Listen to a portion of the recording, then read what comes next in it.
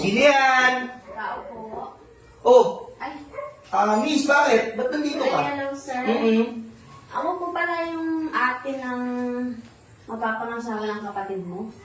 Kapatid ko? Ate ka na mapapangasawa ng kapatid ko? Mamamanikan sana kami. Tsaka, bakit ikaw ang namamanikan eh? Asan yung kapatid mo? Anong dyan? Pinaraga na yung kotse. Ano ka ba? Hindi pwede dito magpunta yung mga katulad nyo dahil hindi naman namin gusto. Tingnan mo naman tsura mo pa lang parang kala mo. Ewan ko kung anong sanggaling yan. Ano meron sa itsura ko? Hindi ko gusto. Kaya sabi ko sa'yo yung aura nyo, umalis na kayo dito. Hindi namin gusto yung mga katulad nyo. Tsaka kapatid mo parang bakla, nagtatago kung saan-saan. Ganun ba? Pero, depende May- naman yan sa pag-uusap natin.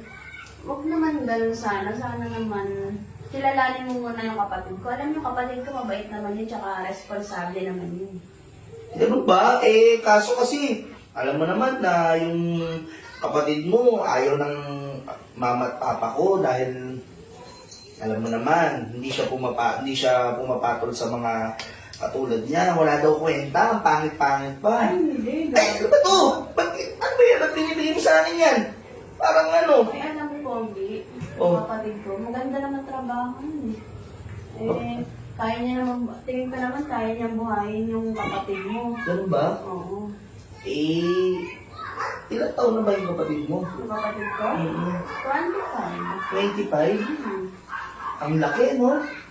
Oo, malaki talaga. Oo, ang laki. Gusto mo makakita? Oo.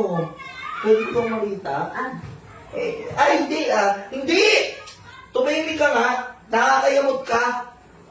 Hindi ko gusto yung kapatid mo. Dahil balita ko, bakla daw yan. Tsaka, sa itsura mo pala, parang kamukha mo na, bakla, pares kata kayo. Fake news yun wait lang. Ang init naman dito sa bahay mo. Oh, Wala ba kayong aircon? hindi kami nag-ano ng aircon dito. Anong ginagawa mo? Kasi ang init. Ang init. Ang init kasi dito sa bahay mo. Pinapawisan ka na. Nga eh.